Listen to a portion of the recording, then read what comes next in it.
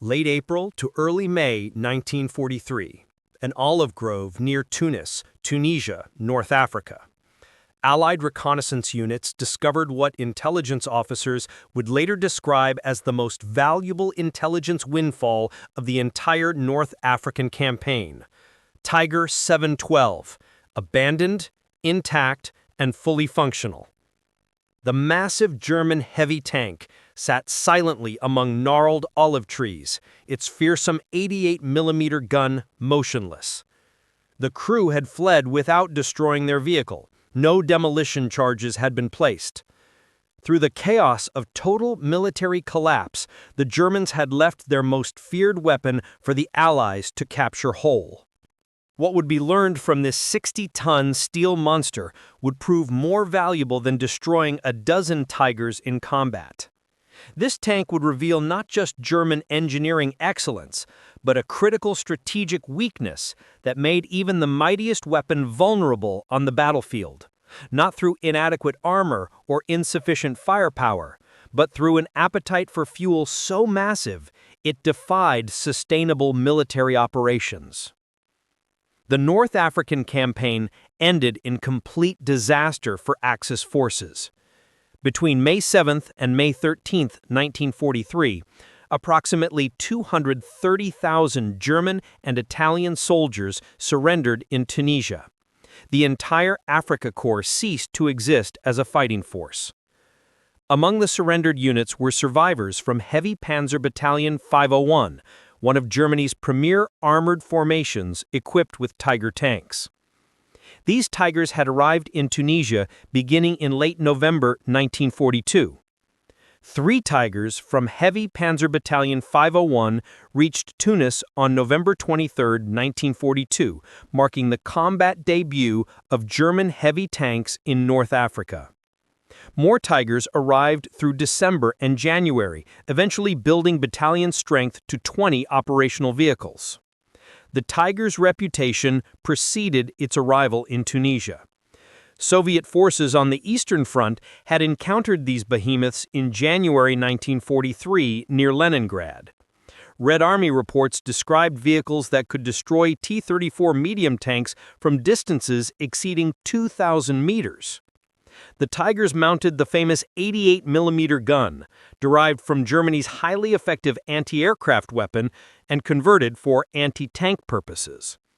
This gun could penetrate any Allied tank's frontal armor at ranges where return fire remained impossible. American forces first received intelligence reports about German super heavy tanks in early February 1943 through British sources. The descriptions seemed exaggerated to soldiers accustomed to facing Panzer III and Panzer IV medium tanks.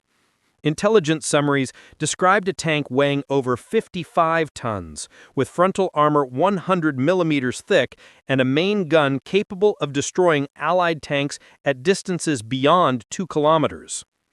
Many American tankers dismissed these reports as British exaggeration or propaganda.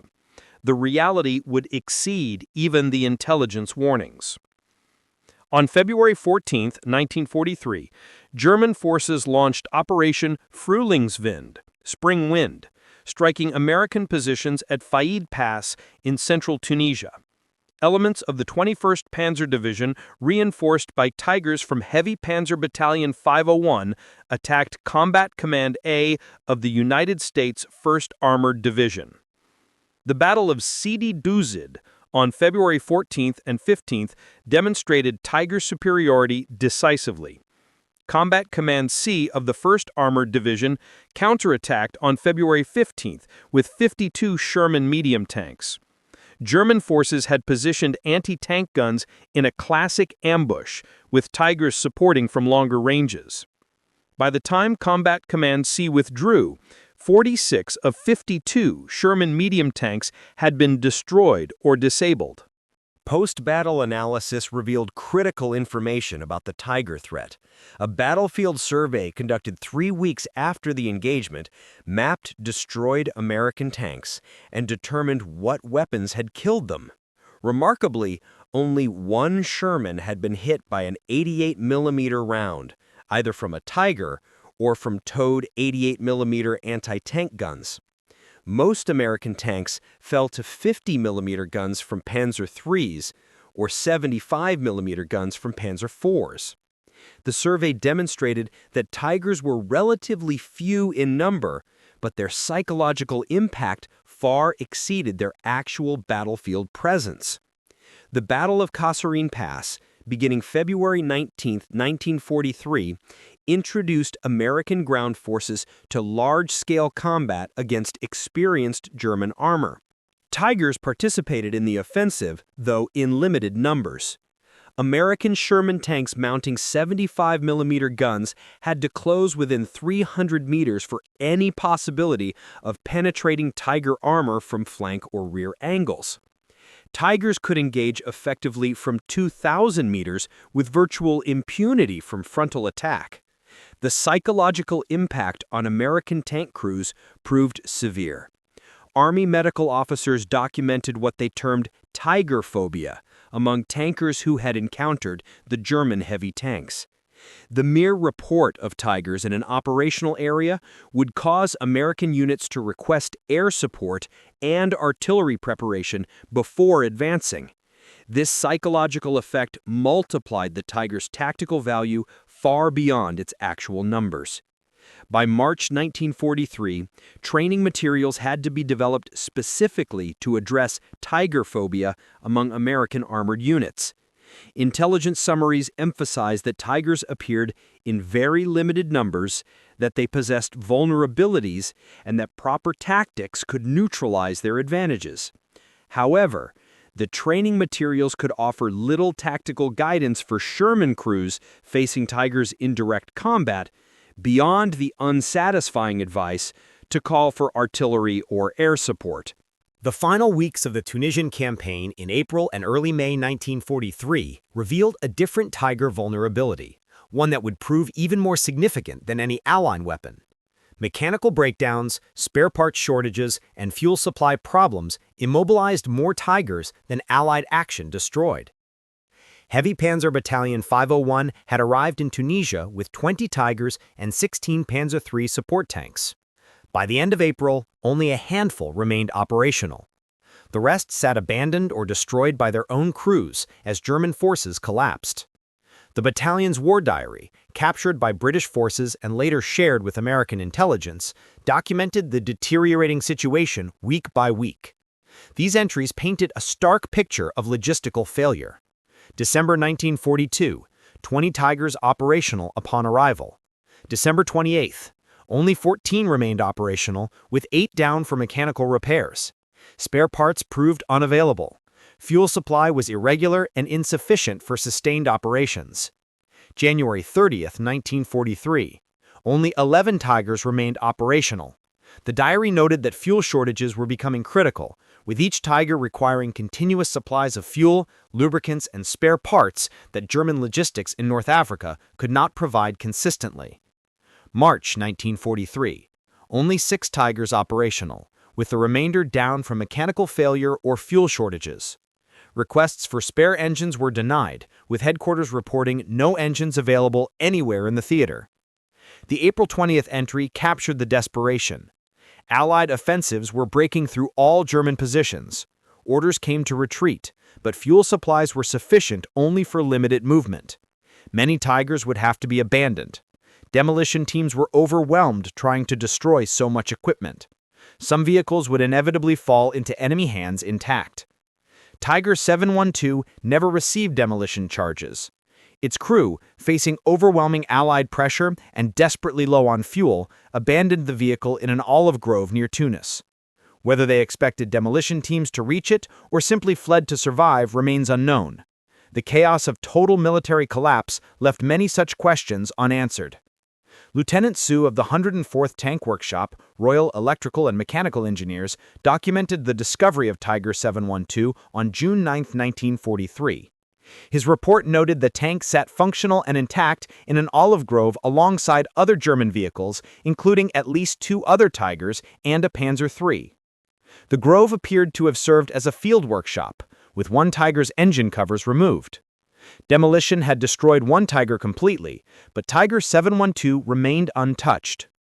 The discovery electrified Allied intelligence communities. Colonel George B. Jarrett, chief of the Foreign Material Branch at Aberdeen Proving Ground in Maryland, received notification that American forces had secured an intact Tiger. This represented an unprecedented intelligence opportunity. For months, Allied forces had fought Tigers without fully understanding their capabilities or limitations. Now, they possessed one to examine, measure, test, and analyze in complete detail. The recovery operation itself demonstrated the Tiger's extraordinary size and weight. Tiger 712 weighed 56.9 tons in combat configuration. American M31 tank recovery vehicles were designed to recover 30-ton Sherman tanks. Moving the Tiger required multiple recovery vehicles working together, plus bulldozers and specialized heavy equipment. The convoy transporting Tiger 712 from the capture site to Tunis port moved primarily at night to avoid any remaining Luftwaffe attention, though by May 1943, German air power over Tunisia had effectively ceased to exist. Engineers had to assess every bridge for load-bearing capacity. Some roads could not support the combined weight of the Tiger and its transport trailer. The journey that normally required 4 hours took 3 days. At Tunis port, loading the Tiger aboard ship presented another engineering challenge. The combined weight of tank and shipping cradle exceeded 65 tons, requiring heavy lift cranes rated for 70 tons or more. Port engineers located suitable equipment and loaded Tiger 712 aboard ship SS Samuel B. Bush for Atlantic crossing. The voyage took approximately 3 weeks, with the ship arriving at Norfolk, Virginia in early July 1943. From Norfolk, Tiger 712 traveled by special reinforced flatbed railcar to Aberdeen Proving Ground in Maryland, arriving in mid-July 1943. Aberdeen Proving Ground served as the United States Army's premier testing and evaluation facility for ordnance and armored vehicles. Engineers and intelligence officers had been preparing for months, studying captured German technical manuals, translating operating documents, and compiling battlefield intelligence reports. Brigadier General Gladion M. Barnes, Chief of Research and Development for Army Ordnance, sent explicit instructions to Aberdeen testing teams. The captured Tiger represented an unprecedented opportunity to evaluate the most dangerous enemy tank in detail. Testing would be comprehensive, covering armor protection, armament effectiveness, mechanical reliability, mobility characteristics, and, critically, logistical requirements, including fuel consumption and operational range. Initial inspection revealed sophisticated German engineering. The Tiger employed interleaved roadwheel arrangements with torsion bar suspension, providing superior weight distribution and cross-country performance. The Maybach Alvar transmission featured 8 forward gears and 4 reverse gears, allowing the Tiger to move as rapidly backward as forward, a useful characteristic for tanks fighting defensively. The famous 88mm KWK-36 L-56 gun could fire armor-piercing rounds at muzzle velocities exceeding 900 meters per second with exceptional accuracy. The Tiger's armor protection impressed American engineers. Frontal hull armor measured 100 millimeters thick, with frontal turret armor also 100 millimeters, and gun mantlet varying from 120 to 200 millimeters. Side hull plates were 60 millimeters thick, with side superstructure armor at 80 millimeters. This armor protection made the Tiger effectively invulnerable to most Allied anti-tank weapons when engaged frontally. But Aberdeen engineers noticed something in German technical specifications that demanded immediate attention. Fuel capacity and consumption figures raised serious questions about the Tiger's operational sustainability. The tank carried 532 liters of fuel, approximately 140 United States gallons, in 4 fuel tanks located in the rear compartments. The Maybach HL230 12-cylinder engine produced 690 horsepower, substantial power, but barely adequate for the Tiger's 56.9-ton weight. German operating documents captured with the tank specified operational range of 195 kilometers on roads under ideal conditions, approximately 121 miles. off-road range was listed as 110 kilometers, approximately 68 miles. These figures immediately concerned American engineers familiar with Sherman operational ranges. Even accounting for the Tiger's greater weight, the operational range seemed remarkably short. The testing program at Aberdeen ran from July 1943 through January 1944, 6 months of intensive evaluation covering every aspect of Tiger performance. Fuel consumption testing received highest priority because it directly affected operational capabilities. American military doctrine emphasized mobile warfare, requiring armored units to operate deep in enemy territory, sometimes hundreds of miles from supply bases. A tank with limited operational range posed severe strategic limitations, regardless of its tactical superiority.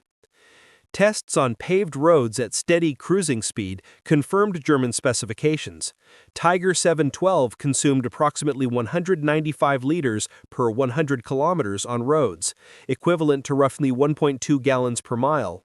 This gave a theoretical maximum range of approximately 117 miles with full 140-gallon fuel capacity, closely matching German claims of 121 miles. However, cross-country testing revealed dramatically worse fuel consumption. Aberdeen's rough terrain course included hills, mud, sand, water crossings, and obstacles simulating combat conditions. Test runs over 32-mile courses with frequent speed changes consumed 132 gallons, leaving only 8 gallons remaining from the original 140-gallon load. This represented fuel consumption of 4.125 gallons per mile, reducing operational range to approximately 34 miles under realistic cross-country conditions. Combat simulation tests produced even more alarming data. When test crews performed realistic combat tasks, including rapid acceleration and deceleration, frequent directional changes, turret traverse operations, extended idling periods simulating observation, and intensive radio use, fuel consumption reached 6.1 gallons per mile. Under these intensive combat conditions, operational range fell to approximately 23 miles before fuel exhaustion. The test results painted a devastating strategic picture. The Tiger tank, while supremely capable in direct combat, could not sustain extended mobile operations. Its massive fuel appetite demanded continuous resupply in quantities that would strain any logistic system. Under combat conditions, a Tiger battalion would require enormous fuel deliveries simply to remain mobile. Aberdeen engineers calculated the logistics burden. Each Tiger in active combat operations required approximately 1,500 to 2,000 gallons of fuel weekly. A battalion of 20 Tigers needed 30,000 to 40,000 gallons weekly just for the Tigers themselves, not counting support vehicles, half-tracks, trucks, reconnaissance vehicles, and other equipment essential to battalion operations. For comparison, American intelligence compiled fuel requirements for Sherman-equipped units. A typical American tank battalion with 53 Sherman tanks required approximately 65,000 gallons weekly, including all battalion vehicles. German heavy tank battalions, with only 20 Tigers, required nearly as much fuel for less than half the number of tanks. When support vehicle requirements were included, German heavy tank battalions actually consumed more total fuel than American medium tank battalions, despite fielding less than 40% as many tanks.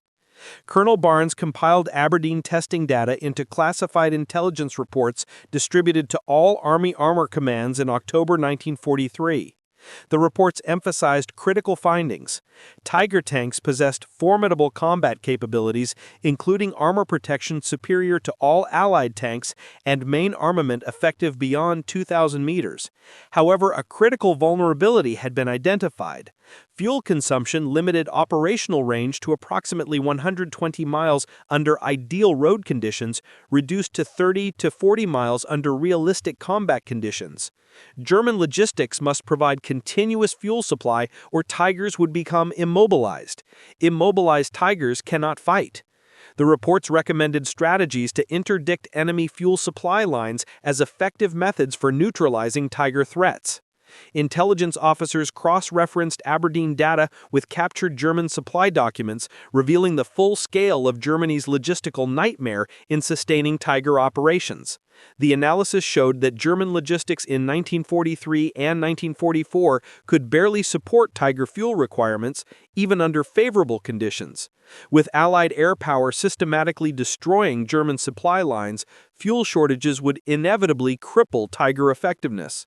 The Tiger's fuel consumption explained mysterious operational patterns Allied intelligence had observed throughout 1943.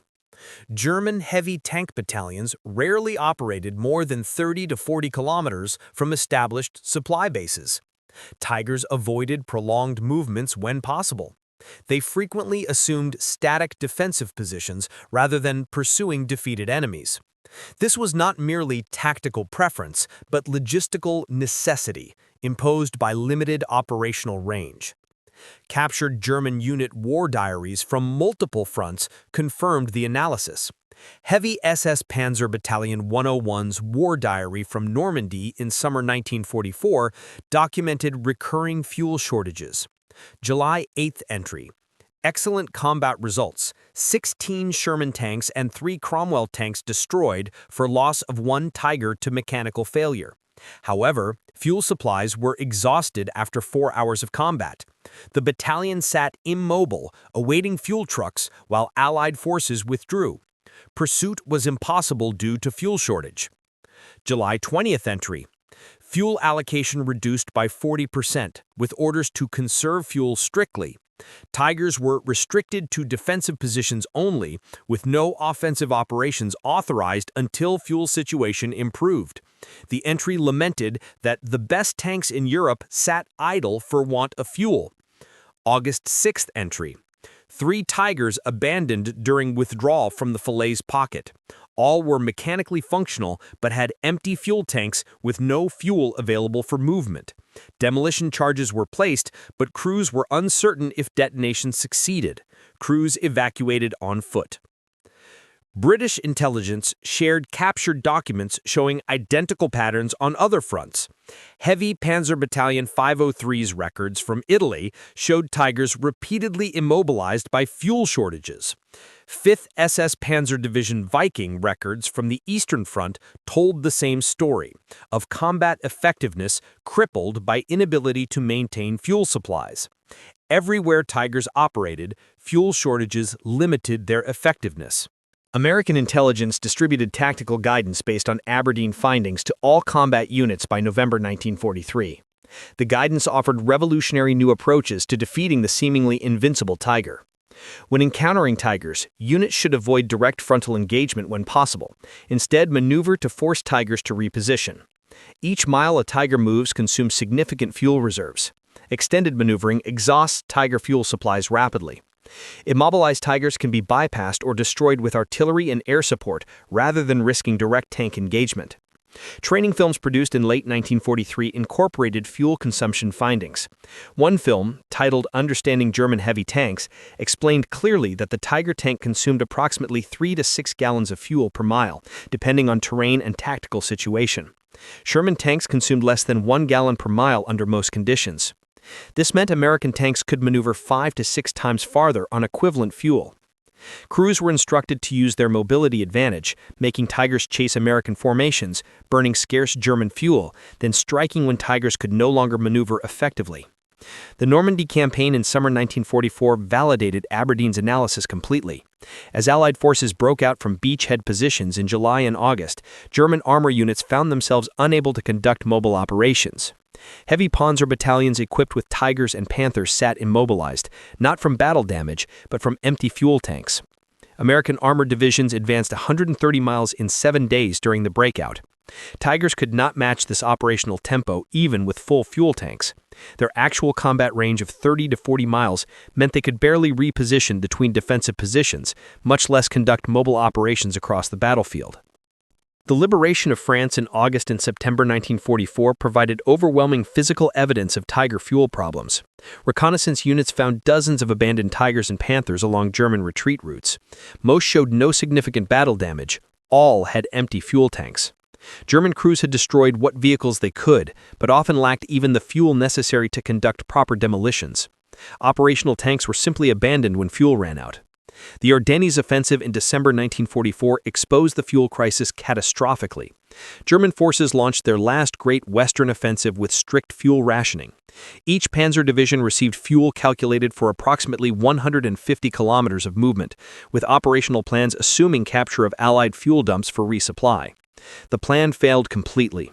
American forces held or destroyed fuel dumps, and German armor immobilized across Belgium as fuel ran out.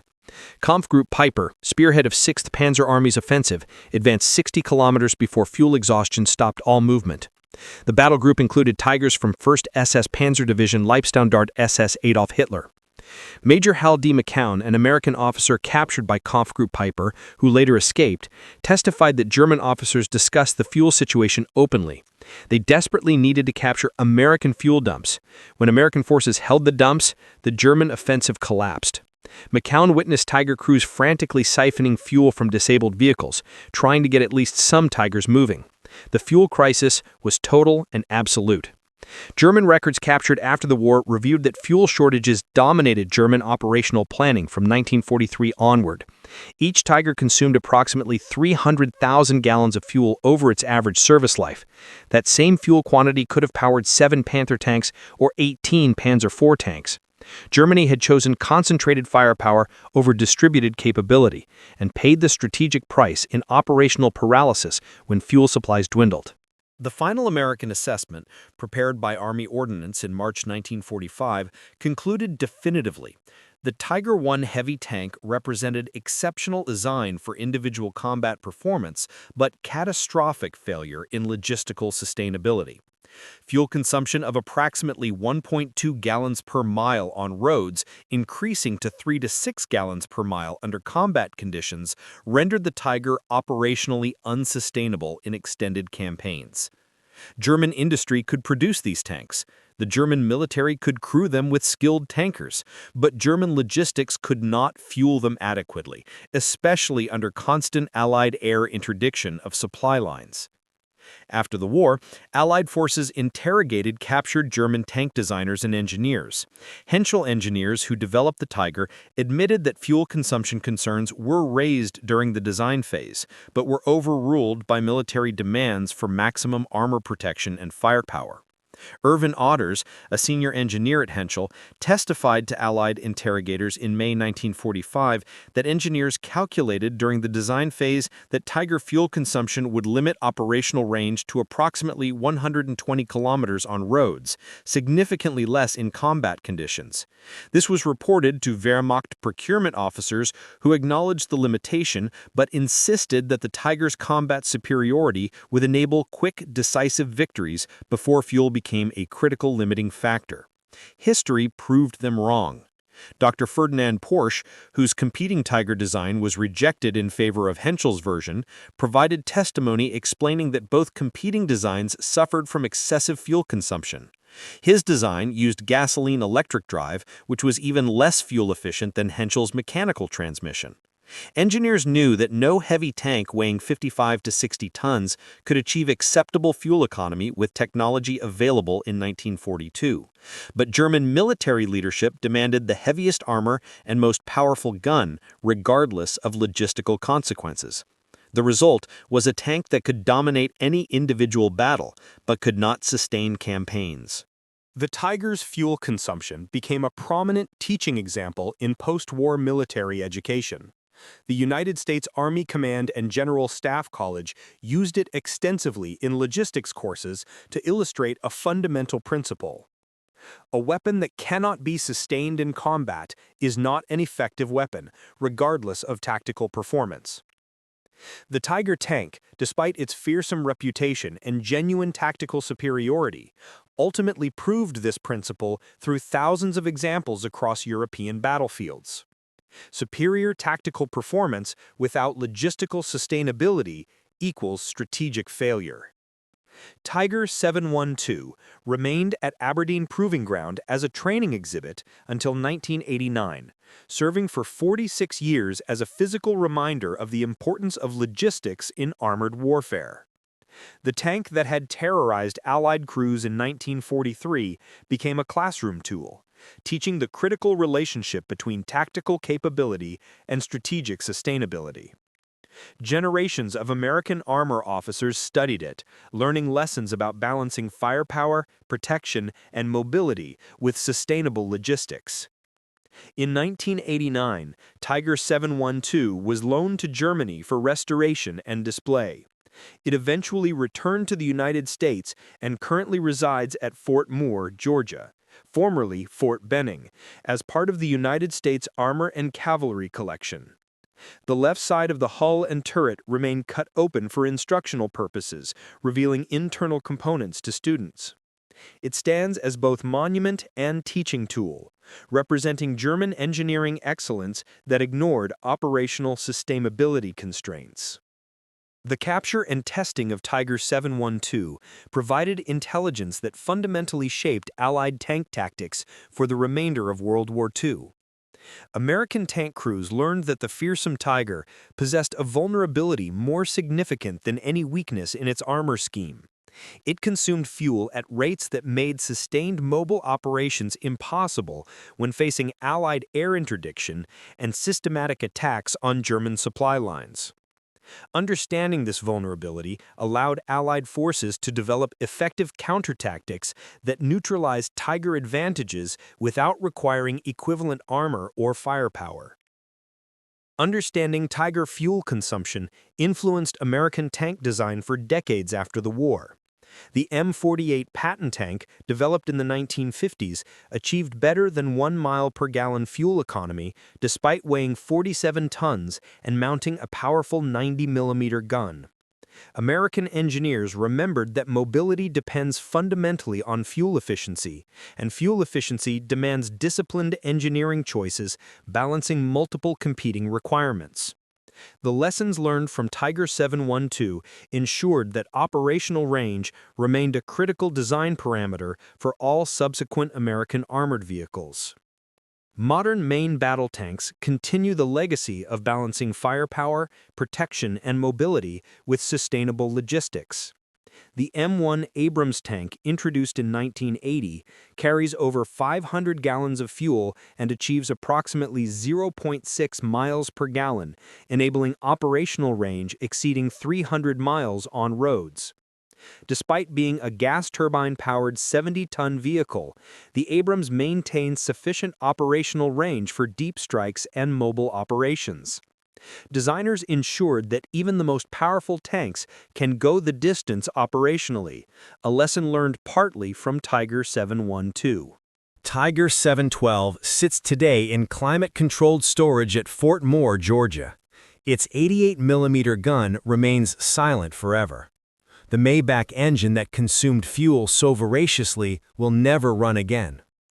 But the lessons it taught continue resonating through every armor school, every logistics course, every staff college studying modern mechanized warfare. The principles are timeless and universal. The tank that terrorized Allied crews in 1943 became the teacher that shaped modern armored doctrine, not through its considerable strengths, but through its greatest weakness.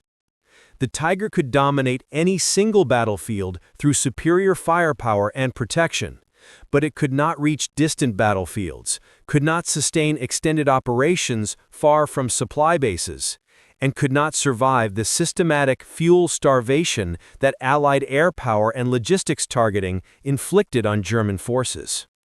A tank that travels only 120 miles on a full tank of fuel under ideal conditions, reduced to 30 miles under combat conditions, cannot win wars spanning entire continents. Germany learned this lesson through thousands of abandoned Tigers, from North Africa to Normandy, from the Ardennes to Berlin. America learned it through systematic testing of Tiger 712 and built an armored force that prioritized operational sustainability alongside combat capability. In mechanized warfare, the side that can sustain operations across distance and time wins. The Tiger forgot that fundamental rule. History never forgave the oversight.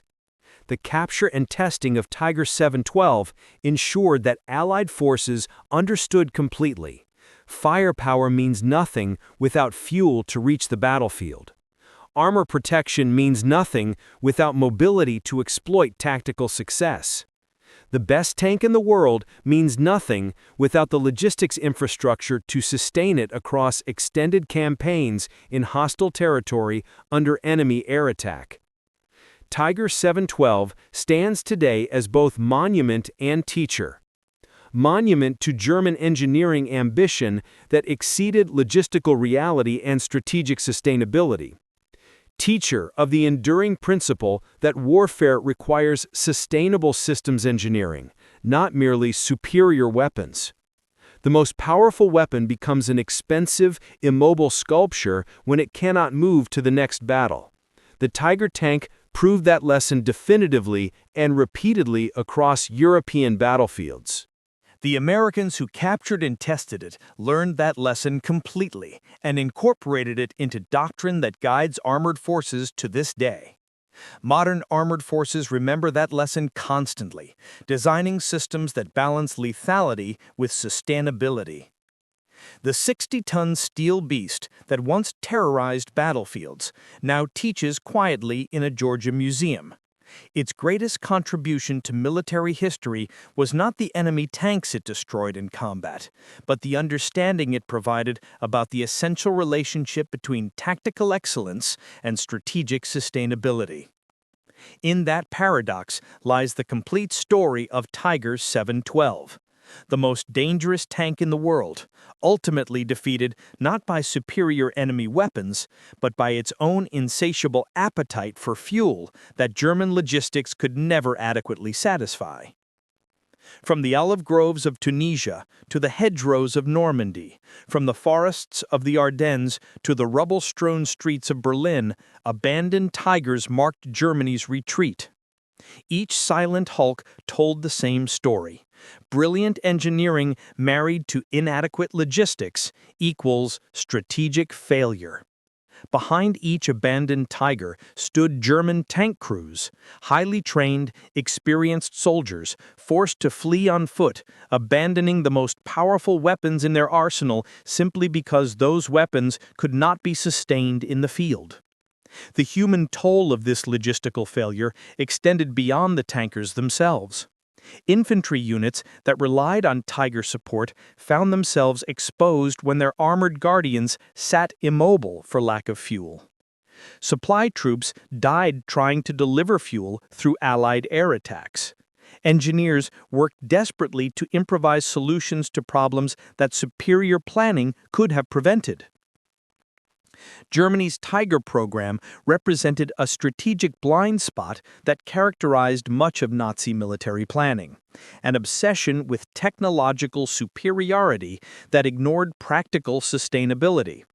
The same pattern appeared in programs from the V-2 rocket to the Bismarck-class battleships, weapons that achieved technical excellence but consumed resources disproportionate to their strategic value. The Tiger epitomized this tendency perfectly, a tank so sophisticated it required specialized training, so heavy it could not cross many bridges, so mechanically complex it required constant maintenance, and so fuel-hungry it could barely reach the battlefield. By contrast, Allied, particularly American doctrine, emphasized mass production of adequate weapons that could be sustained logistically. The Sherman tank was not superior to the Tiger in direct combat. It was superior strategically because America could produce thousands of them, crew them with trained soldiers, fuel them adequately, repair them quickly, and sustain their operations across entire continents. 5 Shermans cost less than 1 Tiger to produce. They consumed less combined fuel. They required less maintenance. They could be crewed by soldiers with shorter training periods. Most critically, they could reach every battlefield and sustain operations there. In war, the weapon that can arrive, stay there, and keep fighting wins. The Tiger could arrive impressively, dominate briefly, then sit idle waiting for fuel. The Sherman could arrive in numbers, fight continuously, advance relentlessly, and remain operational throughout extended campaigns. Tiger 712 proved which approach wins wars. Today, as military planners design next-generation combat systems, from hypersonic missiles to autonomous drones to directed energy weapons, Tiger 712 stands as a reminder. Technical superiority alone does not guarantee strategic success. Any weapon, regardless of capability, must be sustainable across the operational environments and distances where it will be employed. The Tiger tank remains one of history's most recognizable armored vehicles. Its silhouette evokes immediate recognition. Its combat record demonstrates genuine battlefield effectiveness. Its legacy teaches that effectiveness means nothing without sustainability. From the olive groves of Tunisia to a Georgia museum in 2025, Tiger 712 has traveled a long journey. It began as Germany's most feared weapon. It became Allied intelligence's most valuable prize. It transformed into a teaching tool for generations of armor officers. Through all these transformations, its fundamental lesson remains unchanged. In war, logistics is supreme. The most powerful weapon cannot overcome the simple equation that mobility requires fuel, sustainability requires supply, and victory requires both. The Tiger forgot this truth. History remembered it forever. Tiger 712 ensures that no future generation of military planners will forget it. The silent gun, the motionless treads, and the empty fuel tanks tell a story more powerful than any battlefield victory. The greatest weapon is the one that can reach every battle and sustain operations there. That is the complete legacy of Tiger 712. Teacher, monument, and eternal reminder that tactical excellence without strategic sustainability is merely expensive failure.